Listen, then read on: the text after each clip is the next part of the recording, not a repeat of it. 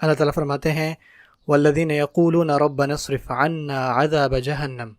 اب دیکھیں سبحان اللہ کتنی خوبصورت اللہ تعالیٰ نے یہاں بات کی ہے. کچھ ایسے لوگ ہیں جن سے اللہ محبت فرماتے ہیں اور وہ صرف اور صرف پتہ کیا کہتے ہیں کہ یا اللہ مجھے جہنم سے بچا لے، یا اللہ مجھے جہنم سے دور کر دیں، مجھے اس کے پاس تک نہ لے کے جائیں. ان عذابها کان غراما انها ساءت مستقرا ومقاما. یا اللہ اس کا عذاب جو ہے وہ بہت سخت ہے، بہت بڑا عذاب، میں اس کو برداشت نہیں کر سکتا، میں اس کے بارے میں سوچ بھی نہیں سکتا. اور وہاں وہ رہنے کے لیے بہت بری جگہ ہے، چاہے تھوڑی دیر کے لیے رہا جائے یا لمبی عمر کے لیے رہا جائے. اب میں یہ بات آپ کو سکھانا چاہ رہا ہوں کہ یہ بہت بری جگہ ہے، مستقرن تھوڑی دیر کے لیے اور مقامن لمبے وقت کے لیے. اب اس پہ غور کریں. کچھ لوگ ہیں جیسے کہ میں آپ سے پہلے بھی بات کر رہا تھا، یوٹیوب پہ آپ نے دیکھی ایک ویڈیو ہے میری کہ ایک نوجوان بچی تھی فلوریڈا میں، آئی گیس یوتھ پروگرام ہو رہا تھا ہمارا وہاں پہ. اس نے مجھ سے ایک سوال پوچھا، اس نے ایک سوال لکھا ہوا تھا بیسیکلی کہ میں بہت ساری حرام چیزیں کرتی ہوں، تو کیا میں اس کی وجہ سے ہمیشہ کے لیے جہنم میں تو نہیں جاؤں گی نا، کیونکہ میں مسلمان ہوں. سو اگر چلے میں جہنم میں چلی بھی جاؤں گی تو وہ ہمیشہ کے لیے تو نہیں ہوگی نا. اور اس دعا میں آ رہا ہے کہ میں جہنم نہیں جانا چاہتا، چاہے وہ تھوڑی دیر کے لیے ہو یا لمبے عرصے کے لیے، میں اس کی پاس تک نہیں بھٹکنا چاہتا. اللہ تعالیٰ ان لوگوں سے محبت کرتے ہیں جو یہ سمجھتے ہیں کہ ان کو کسی قسم کا واسطہ نہیں چاہیے جہنم سے، چاہے تھوڑا ہو یا زیادہ. کچھ مسلمان ہیں جو یہ کہتے ہیں کہ آف کورس ہم ہمیشہ کے لیے جہنم میں تو نہیں جائیں گے، ہو سکتا ہے شاید کچھ دنوں کے لیے، اتنا تو ہم حرام چیزیں کر سکتے ہیں نا، ٹھیک ہے یار. پتہ یہودی یہ کہا کرتے تھے ایام معدودات، کچھ دنوں کے لیے ہم جائیں گے، ہینڈل کر لیں گے، ٹھیک ہے یار، پھر تو چلے ہی جائیں گے نا جنت میں، خیر ہے. سو آپ پارٹی کرو، ایک ویکینڈ گزار لینا جہنم میں، اور پھر تو جنت ہی جنت ہے. اس میں کیا بڑی بات ہے. اللہ تعالیٰ کہتے ہیں وہ عباد الرحمن نہیں ہے.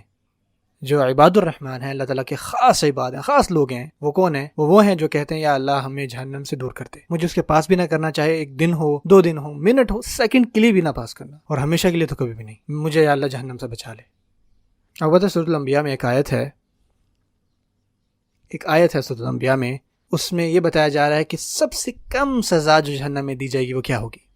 قرآن مجید میں بہت ساری جگہوں پر جہنم کا ذکر ہے، لیکن جو سب سے کم آپ کہہ لیں کم درجے کا جو عذاب دیا جائے گا نا، سب سے آپ کہہ لیں ایزی قسم کا عذاب، یہ سورۃ الانبیاء میں اس کا ذکر آتا ہے. اب وہ کتنا آسان ہے. اس بندے کا ذکر ہو رہا ہے کہ جس نے آگ کو نہیں دیکھا، اس کے پاس صرف اس کی ایک ہوا کا جھونکا پہنچا ہے. اور پتہ ہے جب آپ آگ لگاتے ہو تو ایک گرم دھواں ہوتا ہے، اس کو لفحہ کہتے ہیں لام کے ساتھ. لیکن اس آیت میں لفحہ بھی نہیں آتا، بلکہ آتا ہے وَلَئِن مَسَّتْهُمْ نَفْحَةٌ نون، اور نون کے ساتھ کا پتہ کیا مطلب ہوتا ہے؟ وہ جو ہوا گرم نہیں بلکہ ٹھنڈی ہو جائے، گرم بھی نہ رہے. اور نفحہ تب بھی استعمال ہوتا ہے جب آپ دروازہ بند کرتے ہیں نا، مثال کے طور گرم ہوا آ رہی تھی اور آپ نے دروازہ بند کیا اور وہ تھوڑی سی ہوا جو رہ جاتی ہے ایک دم آتی ہے، اس کو نفحہ کہتے ہیں. اللہ تعالیٰ فرماتے ہیں کہ وہ لوگ ان کو نفحہ ٹچ کرے گی، ہوا وہ گرم بلکہ ٹھنڈی ہوا. ابھی وہ جہنم میں نہیں ہے، جہنم کے باہر ہیں، اندر نہیں گئے، ان کو آگ نے نہیں چھوا، ان کو کوئی اور عذاب نہیں دیا گیا، کچھ بھی نہیں ان کے ساتھ ہوا، صرف ان کو ہوا کا ایک جھونکا ملے گا، اور وہ بھی گرم نہیں بلکہ وہ جو ٹھنڈی ہو جائے. نفحہ، لفحہ گرم ہوا بھی ہے، وہاں پہ دھواں بھی ہے، اور وہ بھی ہلکا سا ٹچ، مستہم، ہلکا سا ٹچ ہوا ہے.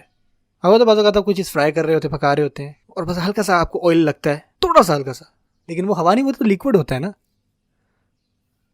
اللہ تعالیٰ یہاں بھی نہیں کہہ رہے کہ کوئی آپ کو لیکوڈ لگے گا آ کے، بلکہ وہ بھی ہوا، اور ہلکا سا مس کرے گی آپ کو ہوا، ایک سیکنڈ کے لیے، ایک لمحے کے لیے. اور وہ یہ اللہ تعالیٰ کی طرف سے آپ کہہ لیں کہ ایک عذاب نہیں، یعنی یہ ہے کہ نفحۃ عذاب ربک، بلکہ یہاں ہے نفحۃ من عذاب ربک. من تقلیل کے لیے آتا ہے، کم کے لیے، تھوڑی سی ہوا، تھوڑی سی ہلکی سی.